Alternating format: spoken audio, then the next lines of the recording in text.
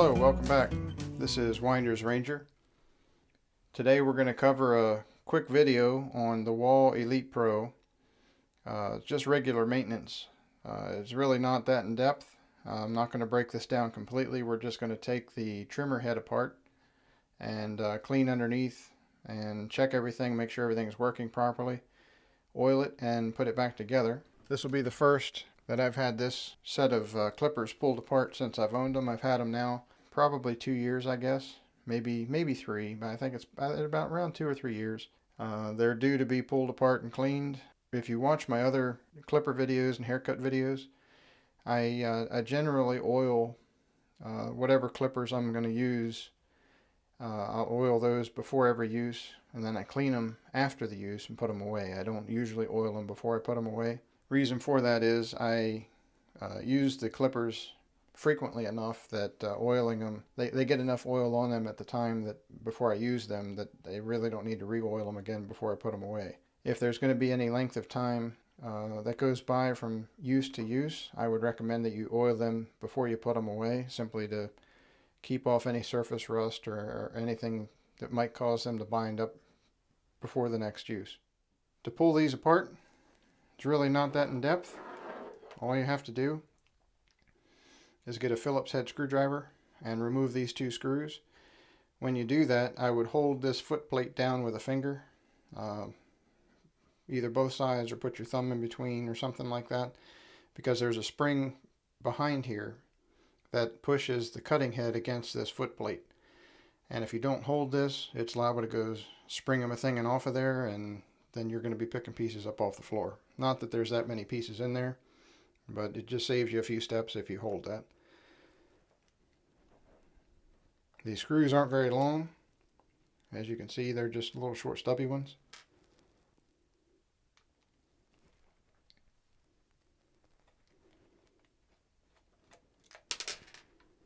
Yep, see, I'll be picking that up off the floor. And that's all there is to it. There's the cutting head, the foot plate, and this is the spring. It's the actual piece that has the reciprocating action to it. It basically just vibrates. If I was to turn it on now, it's just going to sit there and buzz, and you probably wouldn't really even see that moving. Give me a second to pick up the screw off the floor, and we'll be right back. Okay, we're back. I went ahead and cleaned the parts all up and placed them back out here. I'm going to show you what I did. It's pretty simple, actually. This is the foot plate that came off where the 2 screws went in. It attaches this way. This is on the, we'll call this the inside. The cutting edge rides back and forth on this, basically between here and here. This is your cutting edge. Now you see there's a beveled edge on the foot plate. There's a beveled edge on the cutting blade. Both those beveled edges come together like so. We can see that. We can get the camera angle just right here. There you go. You can see how those cutting edges, and there's a bit of a gap in between the 2 pieces. What happens is, as this thing runs back and forth, the hair gets in between here and underneath on both sides, starts to collect, and it inevitably it works its way down inside of here. I've already cleaned all this out. All you have to do, all I do, is take an old toothbrush, even a Q-tip or something like that, and I get in there and try to use the bristles to pull that hair up out of there and sweep it out and clean it. And I do that once or twice a year, maybe. I don't know. And I use my clippers and trimmers pretty regularly, and I find that works just fine. Every so often, and one of my other videos on the beard trimmer that I use as a finish trimmer, I took the top case off and had to get down inside. You will eventually get hair down inside here where the motor is, and that has to be cleaned out occasionally. It wouldn't hurt to do it more often, but I find every couple of years is just fine for me. If you use your clippers and trimmers more frequently, you may have to do that when you do this. Do them all at the same time. That's entirely up to you. In my opinion, it's just an extra step, a little added work. But to put this back together, All we do is take the cutting head, line that up inside this this white piece here with that inside that gap. Take the foot plate, put that on, and try to line your holes up. There's a little bit of adjustment here. If you push, because these holes are oversized for the screw heads, if you push this up all the way, your foot plate's going to have a deeper cut. If you pull them all the way down, it's going to be a closer cut. And since you have adjustment to it, I would recommend somewhere either all the way down where these holes are at the bottom, or somewhere right in the middle. That'll give you a little bit of adjustment depending on how close you like to cut your hair. But what will happen is you can adjust that as you tighten your screws down. So get your screws started and just snug them up enough that you know you've got them started.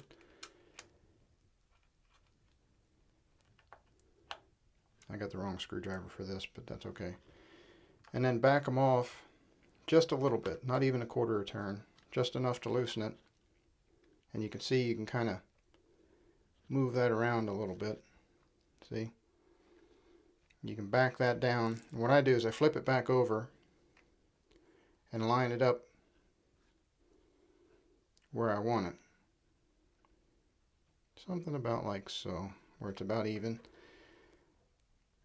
It's not quite even yet though. There we go.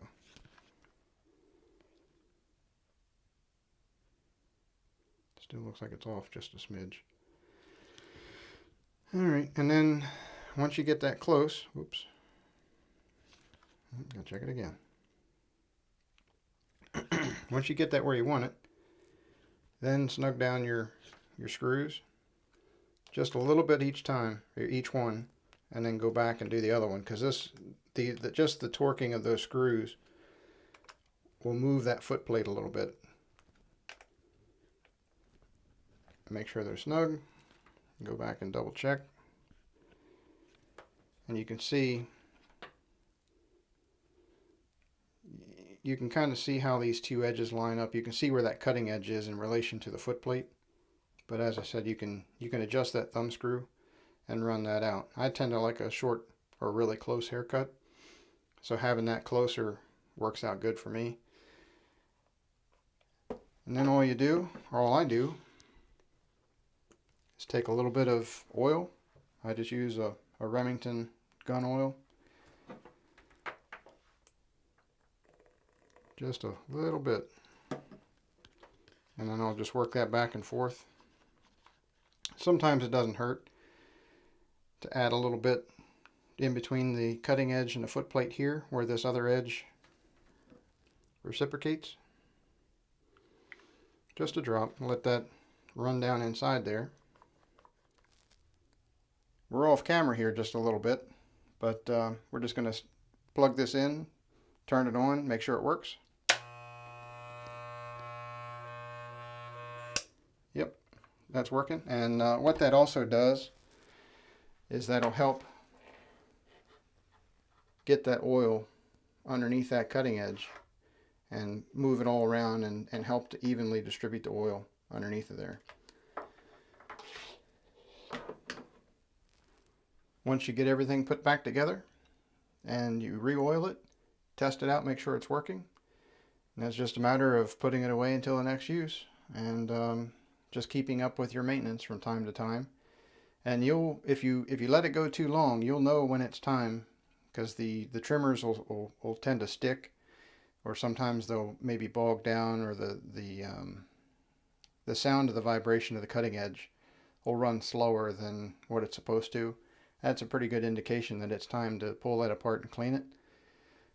The beard trimmer that I referenced earlier, I broke that down completely and actually pulled this top portion off, trying to get in there because I was having that issue. It sounded like it was bogging down, just not running as smooth or as fast as what it used to when it was new. It's got some age to it, but it was obviously time to do a full cleaning, pull it apart.